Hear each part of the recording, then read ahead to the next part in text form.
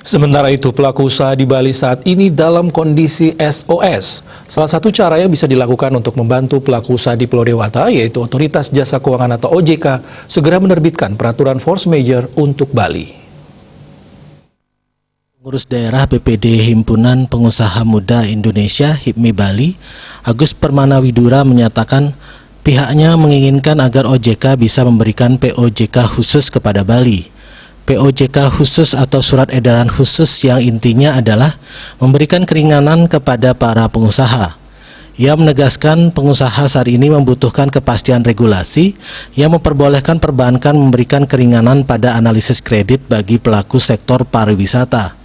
Bila menggunakan metode analisis biasa pada saat kejadian luar biasa, hanya salah satu pihak saja yaitu debitur yang dirugikan. Kebijakan OJK yang tertuang dalam keputusan Dewan Komisioner nomor 20-KDK03-2017 mencakup perlakuan khusus untuk kredit yang berada di distress area. Bali pertumbuhan ekonominya negatif 5 kali di bawah rata-rata nasional yang sudah masuk kategori tersebut. Salah satu poinnya adalah perbankan berhak memberikan kredit baru terhadap debitur yang terdampak. Penetapan kualitas kredit baru tersebut dilakukan secara terpisah dengan kualitas kredit yang ada sebelumnya. Inilah alasan permohonan POJK khusus Bali karena sudah pernah dilakukan oleh OJK sebelumnya.